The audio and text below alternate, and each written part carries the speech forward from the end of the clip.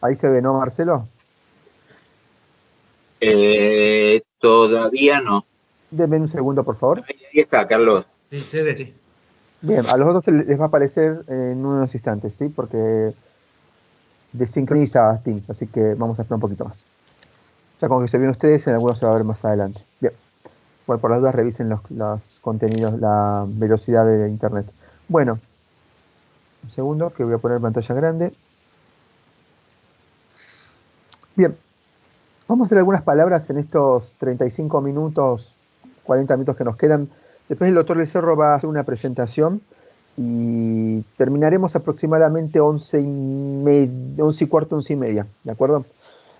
Así que bueno, sin perder el tiempo, vamos a avanzar un poco sobre los comités de bioética. Los comités de bioética es importante, ¿sí? Esto es para cerrar ya la parte, digamos, primera que sería dentro de la cursada, la bioética, las generalidades y bioética asistencial.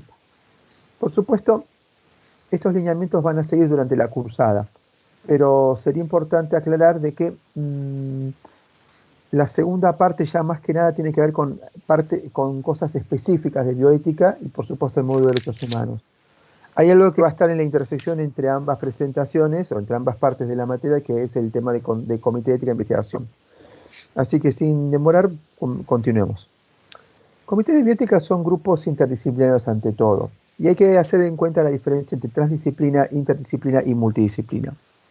Básicamente son espectros, son tendencias que se van configurando en la última parte de este siglo, en la cual hay una discusión sobre si los dominios de cada ciencia tienen que estar encasillados o pueden haber puntos de común que permitan el entrelazamiento entre las distintas disciplinas. La transdisciplina sería como una especie de ideal en el cual se borrarían los límites de una disciplina y estarían prácticamente difundidos en la otra, que puede ser una ciencia social o una ciencia natural. Hay alguien que puede ser que tenga a lo mejor el sonido prendido o está cerca de una ventana con la calle abierta, o digo, en la calle que es la ventana abierta, porque se escucha un ruido de fondo, no sé si se puede mejorar eso.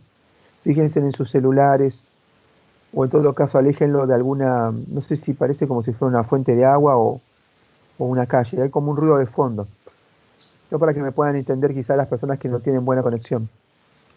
Bueno, continúo.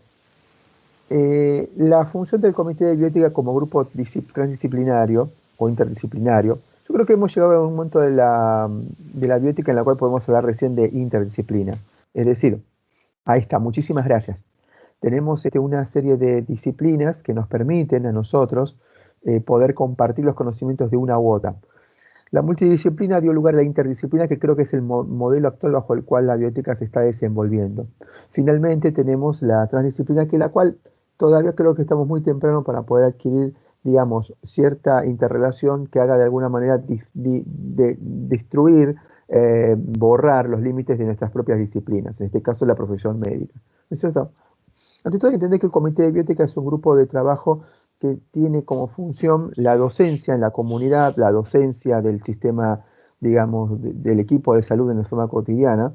Por eso su actividad es, vamos a ver, consultiva. Y por supuesto la investigación que puede surgir a partir de producciones propias del comité o bien mediante la participación conjunta con otros equipos dentro de una comunidad, en este caso puede ser la hospitalaria, porque es el lugar, digamos, donde asienta fundamentalmente la actividad de los comités de bioética clínica, pero cobra obviamente mayor vigencia en la investigación cuando se configuran los comités de ética en investigación que vamos a ver en las próximas clases. Como dijimos entonces, hay comités que uno podría agruparlos también, digamos, sobre el trabajo, digamos, sobre pacientes o sobre casos individuales, ¿no? El cual el representante más importante es el Comité de Ética Clínica. Básicamente en estos es la revisión, digamos, de las consideraciones éticas que están relacionadas a la actividad técnico-asistencial cotidiana. Existen algunos comités que tienen más relación con el principio de justicia, y de paso aclaro, esto fue un error muy frecuente en el examen. El principio de justicia del principialismo tiene que ver con la racionalidad de la adquisición de los distintos recursos, ya sea humanos o no humanos materiales, desenvueltos en el sistema de salud. Es decir, el principio de justicia del principialismo se basa más que nada se entrelaza con otras teorías éticas, como la personalista, ¿sí? En la cual habla sobre la racionalidad de distribuir los recursos que tenemos disponibles en el sistema de salud. Esto tiene que ver con las ideas de solidaridad, de subsidiariedad, que lo vamos a ver más adelante en la cursada, y que tiene que ver también además con algo que es importante, que es cómo se accede a esos recursos, es decir, con la accesibilidad. A un nivel, digamos, macro, como habíamos hablado en las primeras disertaciones, los comités de bioética, cuando tratan sobre poblaciones, ¿sí? o sobre, digamos, cuestiones políticos-sociales, tienen fuerte protagonismo grupos de bioeticistas que pueden participar como asesores a la hora de tomar decisiones políticas. Esto, por supuesto, ya está a la altura, porque sé, de un hospital y podría tener que ver ya con los comités nacionales o los comités regionales que no están tan desenvueltos en la República Argentina, por lo menos no están tan desarrollados como en otros donde sí hay una sectorización importante en cuanto a la presencia de comités de bioética.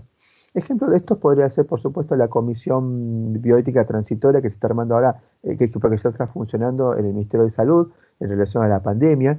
Un ejemplo un poco más local podría ser la Comisión Municipal de Bioética que está en La Matanza, que está localizada ahí a muy pocas cuadras de la plaza principal. Es un órgano, digamos, de función municipal que está regida, digamos, depende directamente de la municipalidad de La Matanza y que, entre otras funciones, además de la educativa, tiene la organización de eventos y, por supuesto, el asesoramiento para decisiones políticas vinculadas a bioética. Así también tiene funciones de ética en investigación. Y después están los comités que acabo de decir, que estos son últimos, que tienen que ver con el análisis fundamentalmente de los protocolos de investigación. Vamos a ver más adelante que no solamente tiene que ver con eso, sino con la evaluación ética de los profesionales que están involucrados en el comité. Continuemos. Los comités deben caracterizarse por algunos rasgos, entre ellos la independencia, es decir, si bien están dentro de una actividad jerárquica, es decir, dependen sus integrantes probablemente de una jerarquía hospitalaria que está enmarcada dentro de lo que se conoce como carrera profesional, carrera técnico profesional, carrera hospitalaria, carrera de administración hospitalaria, carrera médico hospitalaria, que es básicamente el escalafón bajo los cuales los ministerios, las municipalidades o algunas provincias organizan el trabajo en el cual ustedes en su mayoría van a participar, porque cuando entren como residentes, calculo que va a ser el destino de la mayoría de ustedes, están dentro de un sistema de residencias que está también ligado a un sistema de carrera profesional.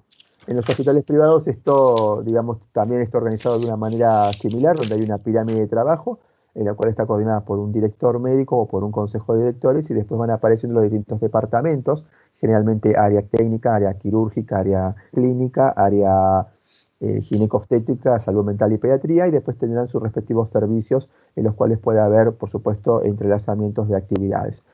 Entonces, los comités generalmente son reconocidos por una dirección, ¿sí? Que les autoriza el funcionamiento. Y acá se produce una situación donde hay una diferencia, digamos, a ver cómo decirlo, un doble estándar, ¿sí? Lo se conoce como doble estándar moral, porque es decir, el comité, por una parte, tiene integrantes que van a responder a los intereses u objetivos de la institución hospitalaria y al mismo tiempo van a tener que responder a intereses, objetivos, propósitos enmarcados dentro de la operatividad del comité de bioética, ¿sí? Dentro de los lineamientos, de los principios que la bioética tiene y que el comité, no digo jura, pero sí se compromete a cumplir, y esto puede causar obviamente un conflicto de intereses, ¿sí? Es la palabra correcta, es decir, la persona que forma parte de un comité va a tener intereses relacionadas a su actividad médica y a la responsabilidad del cargo que tiene en ese trabajo, y al mismo tiempo el otro interés es salvaguardar la dignidad, el cumplimiento de los derechos de los pacientes o de la comunidad que recibe atención como usuario, como beneficiario en esa institución hospitalaria. Entonces, cuando se produce un conflicto entre estas situaciones, estamos hablando de un conflicto de interés, ¿sí? Esto es bajo lo cual la mayoría de los integrantes está de alguna manera balanceándose, excepto un representante que es el representante comunitario, o los representantes externos, porque ellos no tienen, digamos, una actividad laboral con dedicación en ese lugar. Entonces, de alguna manera están, no digo excluidos, pero menos influenciados por ese conflicto de interés. Siempre se habló sobre la pluralidad como uno de los rasgos fundamentales de los comités de bioética o de los comités de ética de investigación, ¿sí? Porque también aplica para lo mismo. Lo que se requiere como un mínimo, uno puede decir qué es lo esperable y qué es lo que la ley dice.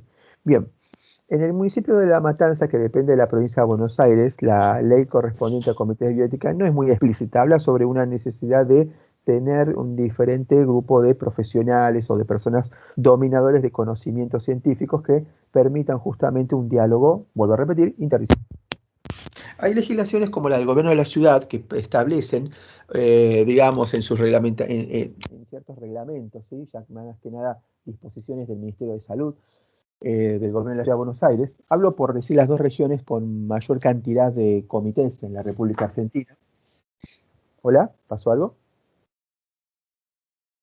¿Hola? Hola, profe, se le fue el power. Se me fue el PowerPoint, exactamente, sí. Puede ser que haber tocado algo sin querer. Justo estaba cargando el celular y parece que algo hizo. Muchas gracias por avisar. Deme un segundito solamente. Ya se escucha perfecto, ¿eh? Muchas gracias. Sin querer haber tocado, conecté. Segundo. Ah, acá está.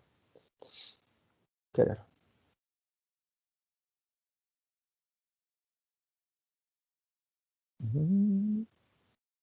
Quiero preservar el. Bueno, vamos con el tiempo. Sí, estamos más que bien. ¿Ahí lo ven? No. No. No, listo. Todavía no, profe. Ahora lo van a ver. Bien. Bueno, continuemos. Así no tenemos tiempos muertos. Ahí se ve.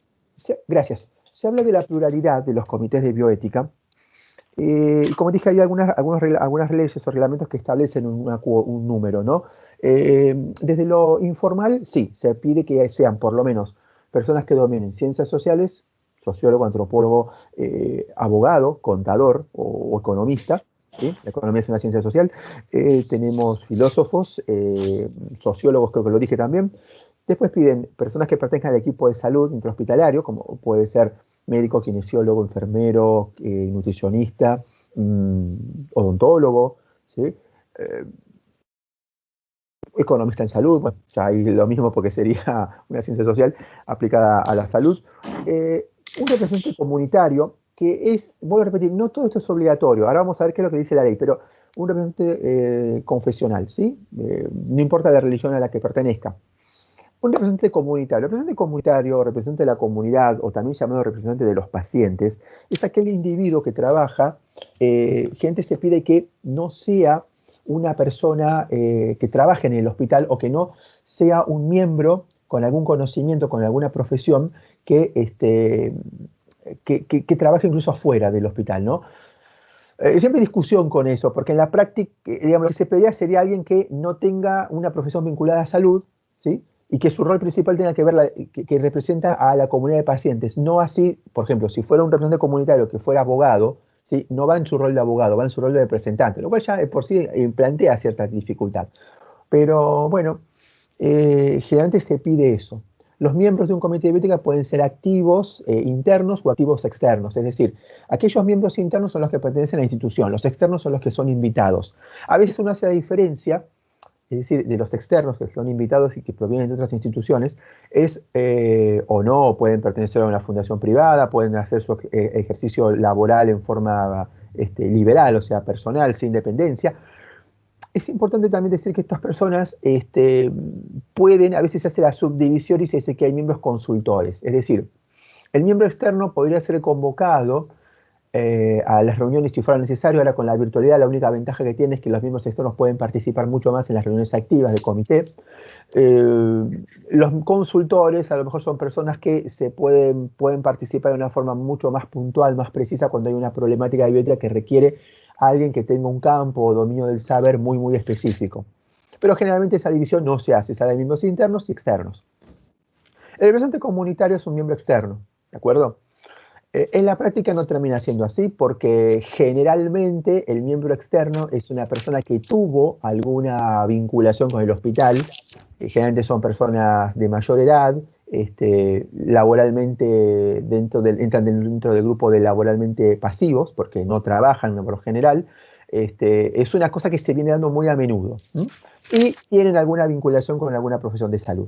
Ya, si son médicos, son enfermeros o contadores o abogados vinculados a la salud y que por alguna razón ya no están ejerciendo su profesión de manera activa, ¿sí? Sino en otra fase de sus vidas y que participan arduamente, o incluso muchas veces hay miembros comunitarios que forman parte perdón, miembros religiosos que participan en actividades vinculadas a la iglesia, vinculadas a alguna religión y participan como miembros de la comunidad. Eso es lo que pasa en la realidad, en la práctica cotidiana. Los comités establecen, por ejemplo, en la ciudad, un grupo, digamos, que representen un balance, por ejemplo, a nivel de sexo, en ese sentido, o de género, como quieran llamarlo. Las personas pueden, se pide que pertenezcan al sexo femenino por lo menos un tercio, ¿sí?, de los integrantes totales del comité. Se pide la obligatoriedad del representante comunitario, la obligatoriedad por ejemplo, en el caso de los comités de ética e investigación, se pide también la obligatoriedad de la persona, del abogado o de un especialista en metodología de la investigación. O sea, que depende si es de ética de investigación o de bioética clínica, hay ciertas exigencias que la ley pide a medida que se van perfeccionando y reglamentando a su vez. ¿De acuerdo? Continuemos. El acuerdo de confidencialidad es algo muy importante, ¿sí? Cuando todo integrante es incorporado, se compromete a cumplir el POES, que el POES es el procedimiento operativo estándar, y existe una nota que se firma, ¿sí? No es un juramento, es una promesa, que es la confidencialidad de todo lo que se establece en la reunión del Comité de Bioética. Recuerden que el comité tiene 3 funciones, ¿sí? Ahora estamos hablando específicamente del Comité de Bioética, que es la función asesora, que tiene que ver con la consultiva, es decir, el análisis de casos como los que ustedes vieron en el examen, ¿sí? La función educativa, o también se puede, digamos, establecer de 2 formas. Compromiso de educación propia, o sea, autoeducación, y compromiso de educación a la comunidad mediante la realización de jornadas. Cuando hablo de comunidad me refiero también a la comunidad profesional.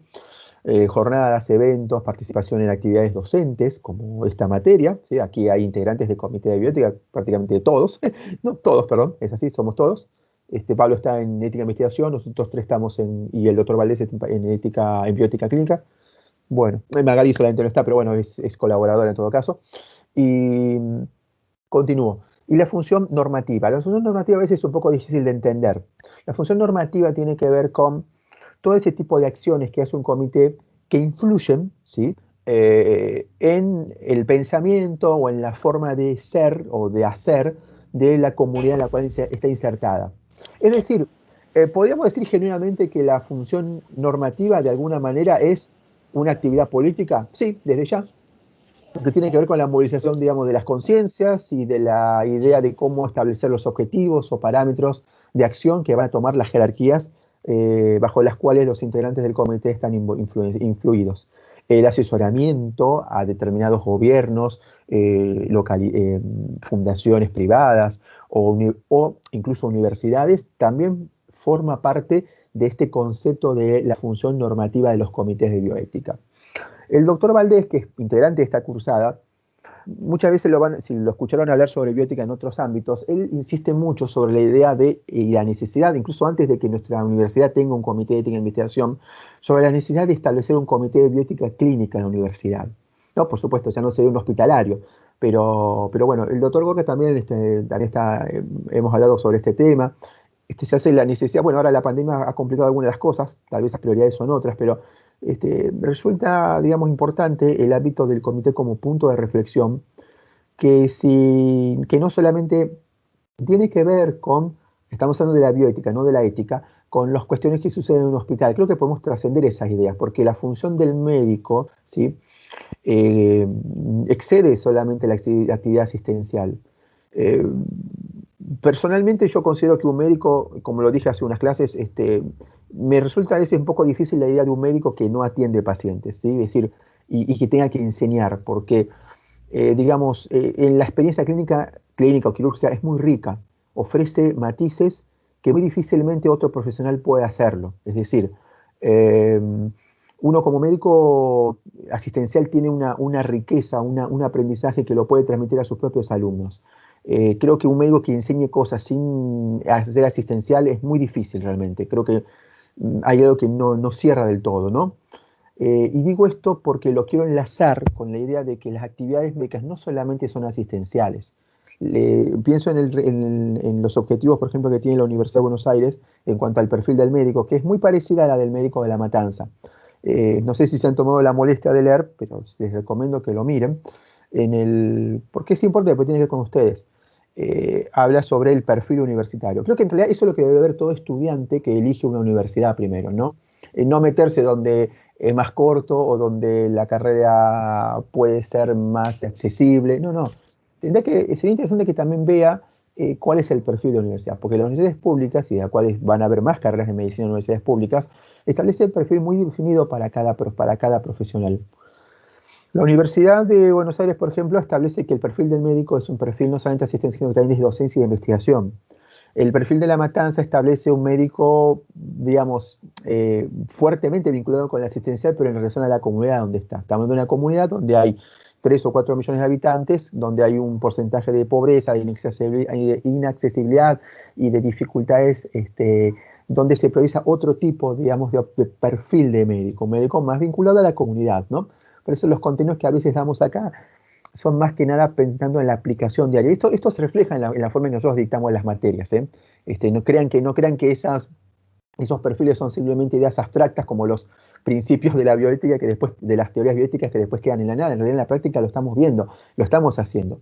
No es la misma forma en que damos aquí como damos en UBA la materia. Entonces, por supuesto, a mí me gusta, tengo una impronta de la universidad, quiero ambas universidades desde ya, entonces trato una es mi alma mater en carrera, otra es alma mater en docencia, entonces de alguna manera me gustaría, por favor, tratar de sintetizar algunos conceptos, sobre todo los fuertemente teóricos, y transmitirlos a ustedes, pero siempre pensando esa impronta del médico comunitario. Entonces, esa acción, ¿sí? Vuelvo a repetir, esa acción que tiene que ver con el perfil profesional, también es esa función que va a tener el perfil del comité de bioética, una impronta que le permita ver dónde está inserto. Probablemente las problemáticas de los comités en actividades, en lugares de alta complejidad sean muy diferentes a las que tenemos en las zonas con menos accesibilidad, donde tenemos un matiz de población completamente distinta. Voy a agrandar la pantalla, denme un segundo, por favor. Continuamos. La toma de decisiones en bioética es importante. Ahora, ¿cómo pasamos a la última parte de esta disertación? Y me gustaría charlar un poquito sobre la toma de decisiones. Perdón por el error de ortografía. Cuando un caso entra a los comités, los comités tienen reuniones cerradas, ¿sí? Tienen reuniones que se hacen con cierta regularidad. Se pueden hacer una vez cada 15 días, una vez semanal. De eso depende del POES, una vez por mes, una vez cada 3 meses. Y reuniones convocadas excepcionalmente cuando hay algún caso que requiere la conformación del codo del comité. No voy a dar mucho de la reglamentación, porque realmente es un poco tedioso y cada comité varía en definitiva, pero que el POES establece más que nada la designación. Generalmente hay un presidente de comité, hay secretarios de actas y los integrantes que se reúnen en algún sitio específico del hospital. Hay un libro de actas que se establece para dejar, digamos, un resumen de cada reunión, para tener un cronograma de actividades.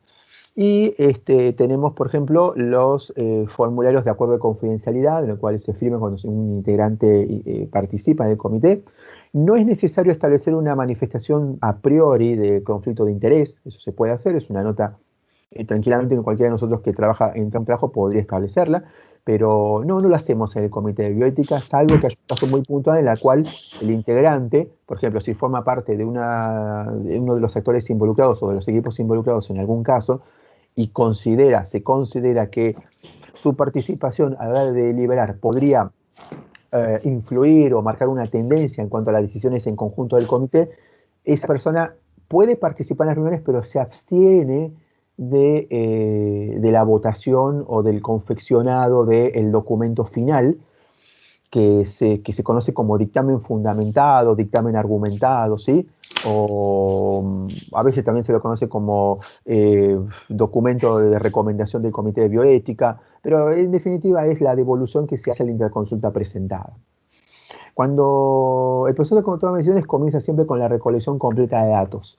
Ustedes cuando evalúan a un paciente, por ejemplo, que tenga alguna patología neurológica, siempre preguntan los antecedentes, aunque no sean neurológicos. Preguntan los hábitos, las dietas, la medicación que toma, independientemente de la enfermedad que tenga. Esto es algo muy parecido. Es decir, no podemos quedarnos con los datos clínicos solamente, con datos objetivos, ¿sí? Generalmente pasa cuando alguien está acostumbrado a consultar al comité de bioética, le manda mucha información profesional y poca información vinculada a cuestiones extramédicas, ¿sí? Extrabiológicas.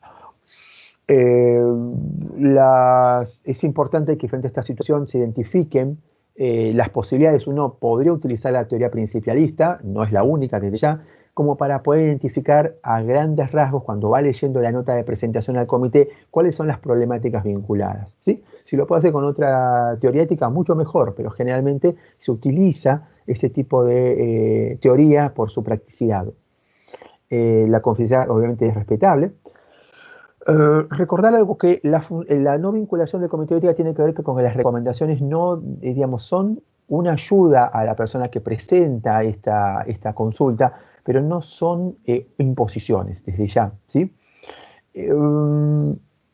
A diferencia de eso, el Comité de Ética e Investigación, sí, vamos a verlo más adelante, tiene autoridad para rechazar los protocolos de investigación que se presenten o para pedir una modificación, la cual debe hacerse, porque si no se hace, el protocolo no es autorizado y la investigación no se puede presentar. A veces se dice que los comités de ética clínica evalúan personas y los de ética de investigación evalúan protocolos. Eso no es tan así. Es cierto que el protocolo es una parte fundamental de la evaluación del comité de ética de investigación, pero en la práctica también evaluamos la idoneidad del investigador, sus antecedentes. Es un poco más difícil, requiere otras herramientas, pero también tiene que ver mucho eso. La evaluación de los conflictos de intereses eventuales de cualquier investigador que los manifieste también es una forma de evaluar, más allá de que esté dentro del contenido, dentro del libro del protocolo, que son documentos de muy larga duración, más o menos entre 100 y 150 páginas, y que hay que leerlos y hay que ver bien si no hay problemas éticos. Más allá de que esté en ese documento el conflicto de interés que puede presentar algún investigador, eso de alguna manera es parte de la evaluación de la persona. Entonces, esta diferenciación tajante entre uno evalúa protocolos de evalúa personas no es tan del todo exacto. Esto ya habíamos hablado, ¿sí? Vamos a avanzar un poco más. ¿Cuáles son los temas habituales que los comités establecen? Bueno, todos los que tienen que ver con situaciones que puede haber en el ámbito de la asistencia, ¿sí? Ya hemos visto el caso del examen, que tiene que ver justamente con un tema, digamos, de inutilidad terapéutica, del caso anterior, no del examen, el caso anterior al examen, decisiones vinculadas a la autonomía, como el caso del examen, conflictos que a veces se producen en la población menor, ¿sí? Porque es una población que va adquiriendo derechos, y sobre todo en estos últimos años con mayor, digamos, precocidad, lo cual genera a veces ciertas situaciones dilemáticas. El tema de las directivas y las decisiones de no reanimar, vinculada a todas las temáticas de género de los últimos 20 años aproximadamente, existen casos, ¿sí? Ojalá podamos ver el caso de disforia de género que tenemos en la cursada para poder verlo. No sé si haremos tiempo, por estas cursadas virtuales se complican un poco las cosas, pero también tiene que ver, ¿sí? Existen legislaciones que están vinculadas justamente a la elección libre del género o a la modificación físico-corporal de los órganos sexuales, con lo cual eso también genera problemas relacionados a la adquisición de los derechos, y otra a la objeción de conciencia por parte de los intervencionistas a realizar cierto tipo de prácticas que ellos pueden considerar que atentan fuertemente contra sus propios valores. Bueno, por supuesto, relacionado a las problemáticas de los menores, ¿sí? Como población vulnerable. Son algunos de los temas. Sobre los comités, entonces, vamos a avanzar un poco más. Por supuesto, la función deliberativa, esto surge a veces de ámbitos de la bioética llamada de intervención, que tiene que ver con una fuerte impronta política en cuanto a que la bioética podría llegar a configurar un arma para modificar no ideología, sino, digamos, comportamientos sociales, ¿sí? Es decir, ya no quedaría restringido a una actividad hospitalaria, sino que, como cualquier actividad política, buscadora de transformadora de la realidad. Eso se establece en una cuarta función de los comités, que sería la deliberativa. La base de ese pensamiento es que si en una sociedad democrática están representadas, o por lo menos hay una garantía de representación, que en la práctica, por supuesto, todos sabemos cómo funciona, a veces no es tan fácil, las minorías deberían estar representadas. Entonces propone, digamos, como acuerdo para la construcción del comité de bioética, la representación de las minorías. Esto es una fuerte crítica que hacen estos sectores de la bioética a ciertos comités de bioética que están establecidos en instituciones que a veces pueden seguir alguna línea doctrinaria, como pueden ser los sanatorios, que están en la esfera de una... que son, digamos, no son los, digamos, que dependen de una orden religiosa o directamente de alguna organización vinculada a alguna religión. Entonces, por supuesto, la visión y misión de esa institución va a tener una fuerte relación con la doctrina o con el dogma religioso que esa religión defiende. Entonces, probablemente esos comités de bioética no haya una representación, ya ni siquiera hablamos de asimetrías, digamos, no haya una representación tácita de determinados grupos sociales, con lo cual esto generaría una serie de deliberaciones que terminarían teniendo cierta influencia dogmática. Entonces, en ese sentido, aparecen estos pensadores que consideran que debería haber una función más que obligaría a estas instituciones de alguna manera a permitir una pluralidad, que es de lo que estamos finalmente hablando, ¿no? Bien, muy bien. Los comités son independientes en mayor o menor medida, pero por supuesto tengan en cuenta que los integrantes que responden a la jerarquía hospitalaria deben de alguna manera también cumplir con los reglamentos y misiones de esa institución. Entonces, por supuesto, acá los principios, digamos, en cuanto a la escucha, la comprensión y la habilidad para resolver conflictos es muy importante, es decir, el diálogo se hace necesario, ¿sí? Y bueno, y por supuesto la formación es adecuada, es decir, nadie puede pretender ayudar a los pacientes si no tiene una formación adecuada, ¿sí? Uno puede tener buenas intenciones, pero si no tiene una formación, esto no sirve. Esto lo digo a colación porque tiene un problema en la bioética. Generalmente, ¿qué pasa en la práctica? En la práctica,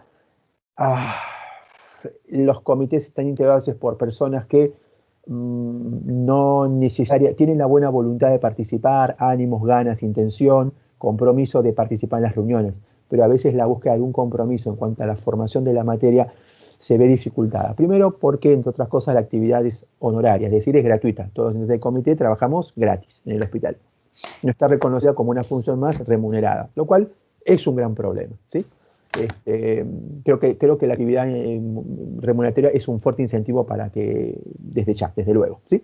Entonces, en la práctica, la mayoría de los integrantes tienen trabajos, personas que tienen familias, tienen que cuidar a familiares, tienen que salir a trabajar cada vez más porque la consulta es más barata, porque la inflación es imparable. Entonces estas personas a veces tienen mucha dificultad como para poder tener un compromiso adecuado. Y esto es la realidad de que en la práctica cotidiana se terminen perdiendo integrantes de comité justamente por esa situación, porque consiguen un buen trabajo y tienen que dejarlo, entonces cada vez van quedando menos personas. Esto es una crítica que hago, no fundamentada, con lo cual puedo ser víctima de cualquier comentario, y está muy bien, pero es una impresión en base a la experiencia que yo tengo. Generalmente pasa que en los comités entran personas de buen ánimo, pero me llama la atención a veces que son personas que de alguna manera pueden tener ese entusiasmo inicial, pero transforman o ponen el riesgo de transformar la actividad bioética justamente en lo que no tendría que ser, es decir, epistémica, no dóxica, y terminan transformando eso más que nada en un tribunal de opinión. Es decir, yo voy los 2 veces de la semana, trato de hablar, contar lo que opino, sin fundamentos, y termino transformando esto en una especie de café, de mesa de café, o peor, un escenario, digamos, de consulta psicológica en grupo, en el cual yo estoy con personas que más o menos comparten cierto interés, pero solamente me dedico a opinar. Eso es muy peligroso y le hace muy mal a la disciplina. Así que son problemáticas que se ven muy a menudo. Y una más, de la cual sí me hago cargo de lo que digo, generalmente pasa, ¿sí? Por lo menos la experiencia que yo he visto en algunos comités es, cuando un médico, y a ustedes les va a pasar lo mismo, porque las ganas que ustedes tienen de hacer cosas y de trabajar, por supuesto, se va a ir atemperando con el tiempo. Eso es maduración y es algo normal y está muy bien que sea en la vida. Hay ámbitos como la municipalidad, donde a veces, o los ambientes municipales, digo, los ambientes públicos, donde a veces hay una pérdida del rendimiento académico. Ver qué palabras políticas puedo utilizar. Entonces, ese rendimiento a veces obedece no porque los equipos no estén bien constituidos, simplemente porque a veces son las propias personas las que no tienen ese compromiso. Esa falta de compromiso lleva a la larga a un menor rendimiento, ¿sí? Si fuera evaluado mediante términos de eficacia, sería un rendimiento muy bajo y debería ser intervenido por la gerencia de alguna manera para poner un orden a esa situación. Entonces, como en algunos lugares el Comité de Bioética tiene horas de cátedra, digamos, de alguna manera les da horas válidas de trabajo, es decir, si yo trabajo 20 horas, puedo justificar 5 horas de trabajo durante 5 horas. Entonces, qué buena oportunidad, si yo estoy cansado de los pacientes, o estoy podrido de mi profesión, o estoy infeliz con ella, el Comité de Bioética me da la posibilidad de hacer 5 horas de trabajo, en la cual no tengo que escuchar toda la problemática de los pacientes, todas las problemáticas de los inconvenientes que vienen pasando, porque no me gusta trabajar, o porque quiero estar tranquilo, o porque ya estoy bastante cansado, y son cosas que pueden resultar poco académicas que estoy diciendo, pero esto en la práctica pasa, ¿sí? Esto en la práctica se ve, y se ven profesionales que a lo mejor buscan la forma de huir del consultorio para estar en bioética. Ahora, si está en bioética y se compromete a estudiar, a formarse, a hacer cursos, está bien, entonces uno no debería sospechar que pasa eso, pero en la práctica pasa algo distinto. No solamente van a opinar, sino que también se pierde un recurso humano que podría funcionar. Entonces, a veces el tema de remunerar la actividad bioética va a tener que ser algo muy reglamentado y realmente después confrontarse con lo cual puede suceder. Y esto lo van a ver, si ya no lo vieron en muchos hospitales, donde existe esa típica regla del derecho de piso y cosas que son realmente un poco absurdas, ¿no? Porque en definitiva no me parece, incluso no tiene ni siquiera ninguna justificación moral hacer sufrir a una persona más joven solamente por el hecho de que ingresa antes, ¿sí? Y ahí están los términos despectivos que tienen fuerte matiz bioético. Creo que se puede analizar desde la bioética de muchas formas, ¿sí? Un concepto que en mi época no estaba es el reunato. El errunato creo que es una formalización ya de ese proceso de hostigamiento a la persona que es más joven cuando entra a un sistema de salud. Digamos, antes era la conducta sobre sí mismo, ¿no? Y ahora ya tiene normas, ya tiene corporalización, ya es una formalidad, ahora es un R1nato. Y el que lo sufre como R1 ya mismo se siente orgulloso de formar parte de ese R1nato. Y si van a la base de la palabra tiene que ver con eso, justamente, ¿sí? Entonces, son problemáticas de la vida hospitalaria que también influyen en el ámbito de la bioética.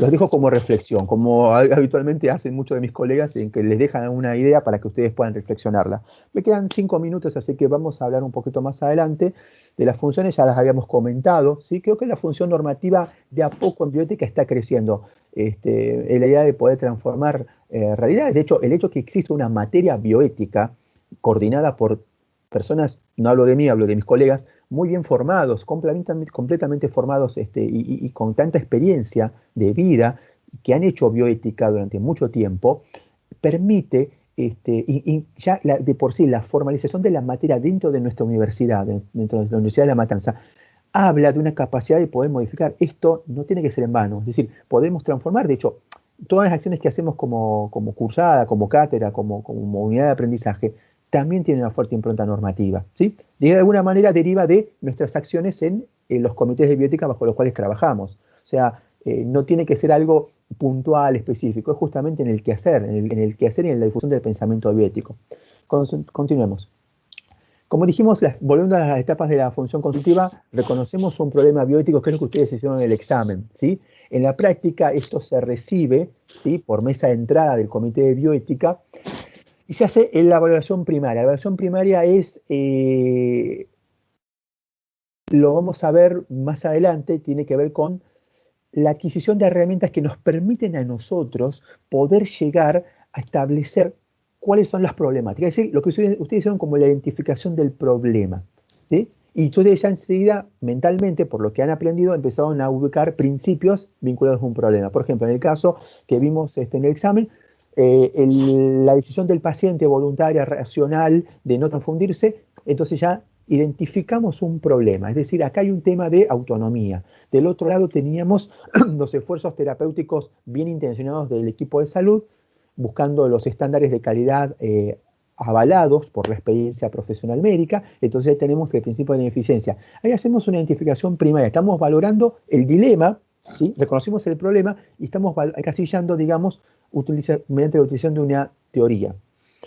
Por supuesto, esto requiere una segunda parte que ya es un poco más compleja, probablemente a ustedes les cueste un poco más porque les falta simplemente leer más, les falta tiempo, pero si ustedes se dedicaran lo pueden conseguir sin problema, que es sistematizar ese caso, es decir, otorgarle todos los matices ya más complejos, es decir, si vemos que hay un problema de autonomía, bueno, identificamos dentro del principalismo cuáles son las reglas, y dentro de esas reglas hacemos una jerarquización.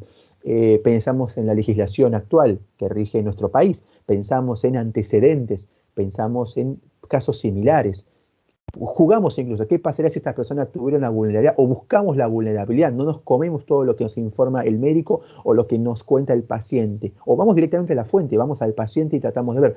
Eso requiere más tiempo y por supuesto ahí ya estamos sistematizando la situación, la estamos haciendo más compleja. ¿Por qué? Porque tenemos que pasar ya a una fase práctica, a una fase intelectual en la cual nosotros ya nos ponemos en el rol de tener que de eticistas, ya no tanto en miembros de un equipo, sino miembros de un equipo, pero que tenemos un dominio, un saber que lo tenemos que aplicar, ¿sí? Como el cirujano aplica la técnica quirúrgica, no la describe, pero la aplica.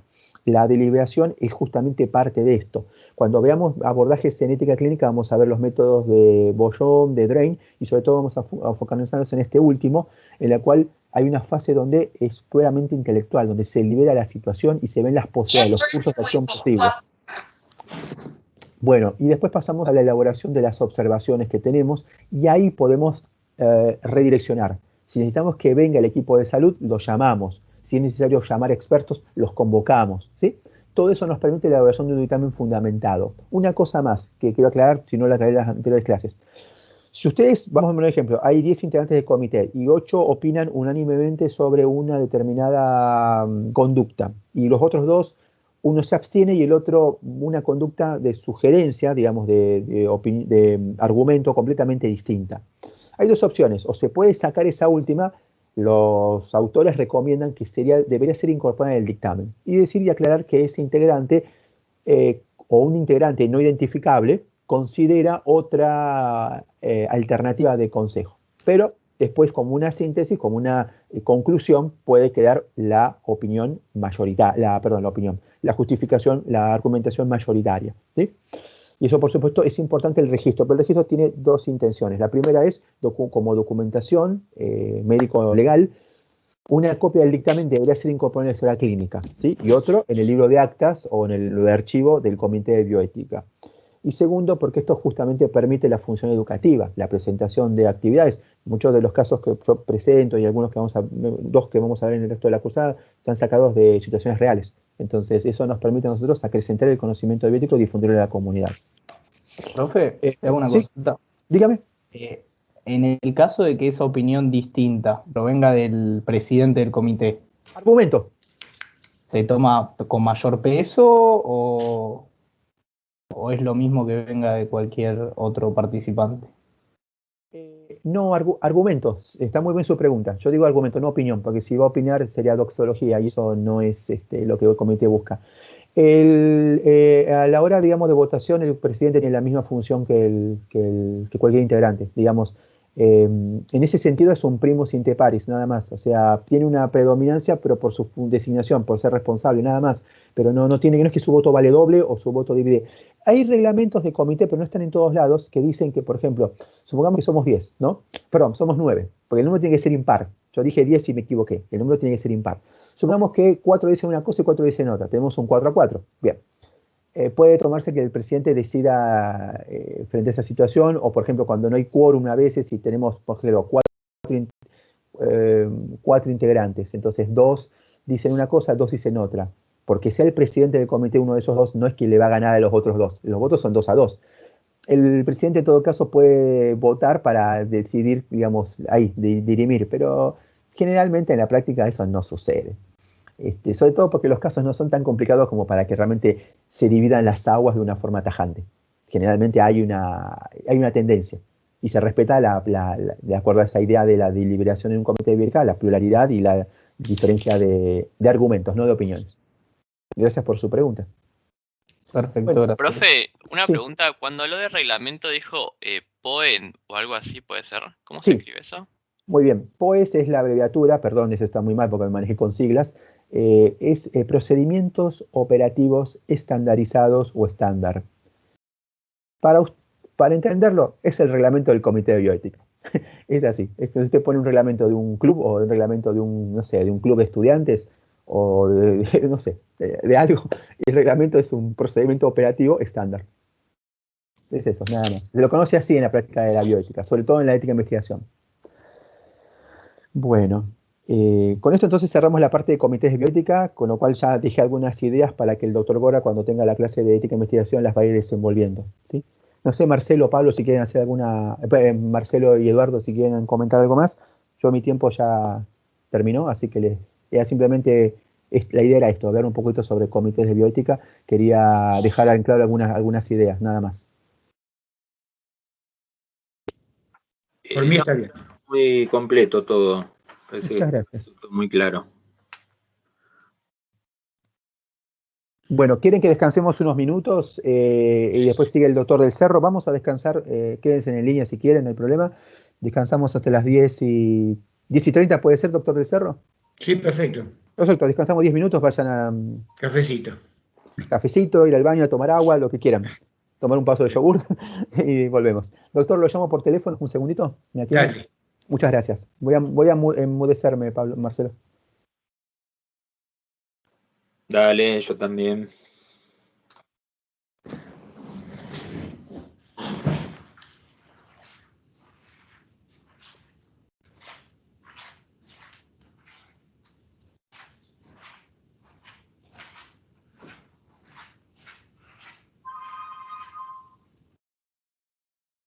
Sí, Carlos.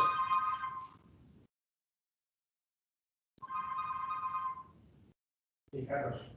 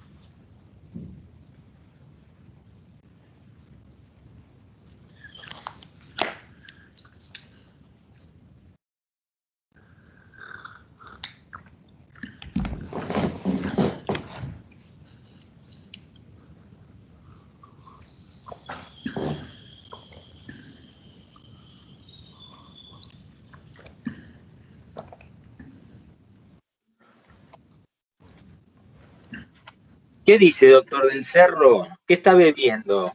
Estoy bebiendo una especie de combinación de una bebida originada en América y otra originada en Arabia. Apa, Chocolate con café. ¿Qué tal? mira.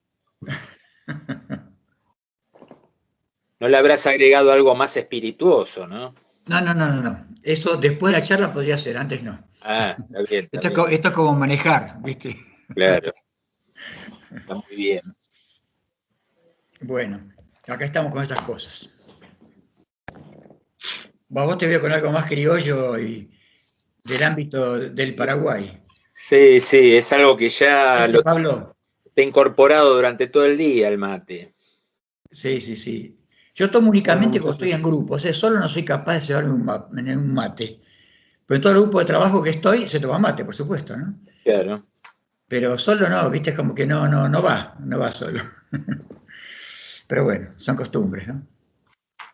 ¿Cómo andas, Pablo? ¿Todo bien? Ahí estamos, Gordo. Sí, tirando un par de temas personales, pero bueno, saliendo adelante. ¿Vos bien? Bien, gracias a Dios, bien. Me Estoy alegro. preocupado por todas las cosas que pasan, pero bueno. Sí, la verdad que sí. Está bastante complicada la situación. Mm, La verdad, bastante complejo. sí, Veremos ahora qué pasa el fin de semana con estas nuevas restricciones, a ver si se logra sí. Sí, por suerte bajar un poco la experiencia la muestra que son útiles, ¿no? A nadie le gustan, Perdón. a nadie le gusta y se paga un precio importante por esto, pero la utilidad desde el punto de vista epidemiológico es clara, ¿no? Sí, sí, y hay que... Con mi hija lo que está pasando en las escuelas y la verdad que es increíble, ¿no? Hay días que capaz que va la cuarta parte de los chicos, pues. Ah, sí, claro. Y con el tema de la burbuja, claro. O están aislados los alumnos, están aislados los padres, los docentes. Los docentes se van contagiando todos. Y están todos sin vacunar encima. Es decir, el nivel de vacunación, por lo menos en Ciudad de Buenos Aires, es bajísimo, prácticamente inexistente. Sí, ahora supuestamente con las dosis, con las vacunas que van a venir en las próximas semanas, si es que se cumple lo que se dice, ¿no?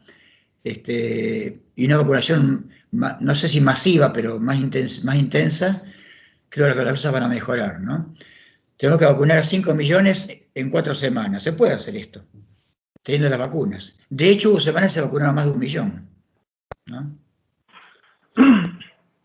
Mira, a mí lo que me parece dentro de todo, a ver, beneficioso si se quiere, o positivo, es que hace unos días atrás escuché que ya hay algunos países que están diciendo no quiero vacunas porque lograron cumplir supuestamente con el calendario, lo cual permite tener un poco más de recursos para lo que todavía estamos pendientes de poder alcanzar lo que son los, aunque sean los criterios mínimos para la famosa inmunidad de rebaño que le llaman y demás, ¿no?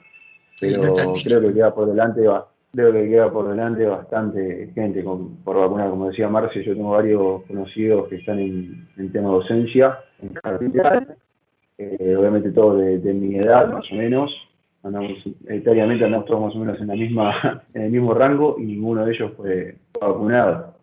Así que la verdad que, como dijo Marcio, es cuestión de tiempo para que todos terminen cayendo. Va a pasar. El tema es cómo lo pasan, creo yo. Pero bueno, Así es. esperemos. Bueno, vamos alargando, ¿cómo hacemos? Carlos, ¿estás por ahí? Dale, Eduardo, sí, porque son y 34, así que... Bueno. Doctor, ahí está acá. manejate vos, Buen día, Pablo. ¿Qué tal? Bueno, Carlos, Hola. entonces te aviso cuando hagamos las proyecciones, ¿sí? 1 hora, doctor, tiene. Todo Bueno, suyo. gracias. Usted. Bueno, buenos días a todos y a todas. A los compañeros ya saludé, a los alumnos en este momento. Voy a retomar, antes que nada quiero agradecer, ¿no?, a mis colegas de invitarme y tolerarme una vez más, ¿no? Y voy a retomar... Tiene.